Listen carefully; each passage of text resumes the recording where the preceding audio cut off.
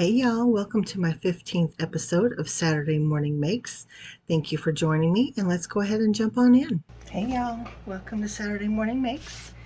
As you may or may not know, Saturday Morning Makes is a project that was started by the sweet Jillian Norwood of Greenwood Girl Cards. She thought at the beginning of COVID that there wasn't a whole lot of crafting going on, so she wanted to create a safe space where crafters could get together and share their work and kind of unite, if you will, and connect and try to fill that gap that was very, very present, especially at the start of the pandemic. But it continues on, and we use the hashtag SatMornMakes, stands for Saturday Morning Makes. And the idea is to set aside some crafty time for ourselves Saturday morning, and then to share what we've made. That doesn't always work for me, so I share what I've made whenever I've made it throughout the week that wasn't for another video or a design team project. In essence, I share here what I made just for me, the time that I spent crafting. So with all that being said, remember, use that hashtag and you'll be able to kind of jump around and see the other beautiful works of art and the other creativity and inspiration that's just out there waiting for you.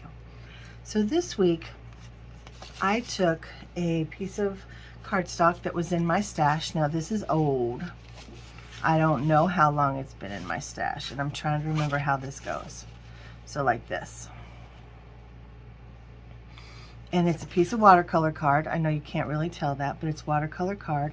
And I had stenciled on it. I used this stencil from a Colorful Life Designs. You can see that it is well loved. Pretty much all of my stuff from a Colorful Life Designs is very much well loved. And this one is called Messy Dot Grid, one of my absolute favorites. Now all of this that's still on here, that is mostly alcohol ink that I can't get off anymore because I use this a lot on my gel press. But in this particular case, I just I lined it up. I didn't line it up. I'm trying to line it up, which is irrelevant. But I put it down, and then I ran the Shimmery Goodness from the Crafters Workshop. I ran this through the stencil. Let me show you this product. It is super shimmery. I don't know how well you can see that down in there, but that shimmer doesn't go away, like it stays a part of it. As you can see on, make sure I get that lid on tight. As you can see on this, you see that shimmer is still very much present. And the way I got the color on here is I just sopped up pigment that was still on my workspace after I got done making another project. And I don't remember what project I was working on that I had these colors out, but that's how I created this. And for the longest time I wasn't inspired by it, but suddenly I was. So let me lay this out so you can kind of see how the rest of this came together.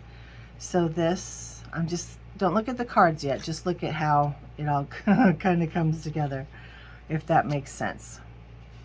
So you can see where those spots line up, and then this was right there, and I believe this one was right here, except that doesn't line up, does it?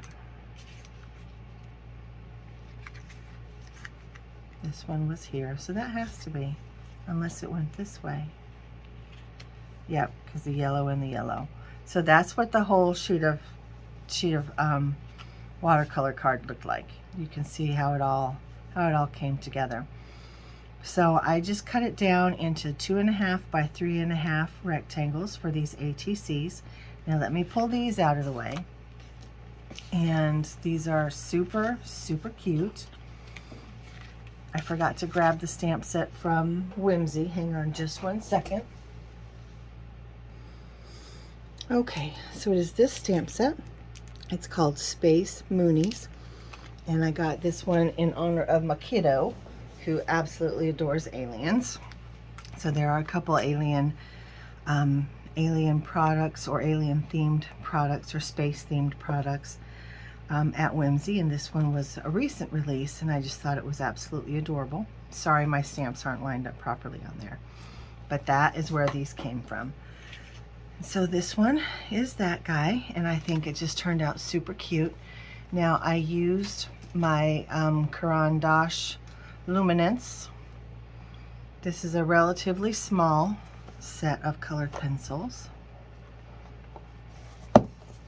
but I love it. It was gifted to me by a sweet crafty friend, and I love these pencils. They are very, very nice. And I have an electric pencil sharpener that it plugs into a USB port on my computer, and I have everything right here, so I'm able to keep these nice and pointy while I'm coloring. So I love that color blend that I got in the back, and then of course the little astronaut I think is super cute. Now with this one, this is the stamp that I used. You can see that they got blurry, right? So I used the same Caran d'Ache pencils, and then I brought in my Inkonic pens, and I used the black just to go around their eyes and their mouths. Just, oh, and actually I did their bodies too, because they just, the colored pencils, because they're so creamy, they just cover over the ink. And so I just wanted to enhance the stamp lines. So I just went around, and you know, it looked perfect until I put the crystal glaze on. And as it dried, it activated that watercolor, because this is a water reactive pen, water-based pen, and so it blurred. But the interesting thing is it looks like it blurred the colored pencil as well, which is really interesting to me. They are not watercolor pencils. I do have a set that are watercolor pencils. They're not the Caran d'Ache, but I thought that they were just regular colored pencils, and they turned out to be watercolor pencils. But it's curious that this background didn't do that, because I used the same Nuvo Crystal Glaze on the back of there. So I'm not really sure why it kind of bled out there, unless it's just the pigment from the pen that just kind of bled over their faces and made it look like the colored pencil bled. I don't know. But anyway, I still think they're super cute. Super cute. And this guy is, of course, the moon. It's supposed to look like Saturn or something. And I added some extra little dots, and I went around a couple of the circles with the same pen, and it doesn't look like it bled out on here. Interesting, right? And then of course I used the same crystal glaze to fill in each of the circles and to go over the dots, and I also did the ring around the planet with this. So I don't know, I'm a bit perplexed about that. And then this last one is these same alien cuties holding their balloon. I think they're adorable. Now on this one I only did their eyes and the balloon. The balloon does not seem to have bled out, so that supports the fact that these are not watercolor pencils, they're permanent pencils. And then there are bits and places, if you will, on their eyes that bled out a little, where I used that Inkonic pen again around their eyes. So it's very interesting how things will react to these crystal glazes. So those are my sweet little ATCs for this week, and I thought they were super cute. And again, I used this Space Moonies stamp set, as well as my Caran d'Ache Luminance colored pencils and the Arteza Inkonic pens, and I think they're super cute. Now, one thing that I do want to say, I know you know that I think they're super cute. I don't know why I use that as kind of a default thing to say, but I do. These edges, these are literally leftover pieces from other projects, and by that I mean when we die cut something that has a cute little edge, whether it's a scalloped or whatever it might be, there's the piece that you use, and then there's the piece that you discard. Well, I keep the discarded pieces because it's still a super cute edge, and I reuse those all the time. It just adds another element of interest. I don't need it to be a whole frame, as you can see, If it can be a whole frame, then that's great. Sometimes I want it, sometimes I don't. But you can see this one was a part of a similar, like this little scalloped edge. Is that a scallop? Or is that more of a, I don't know what you call it.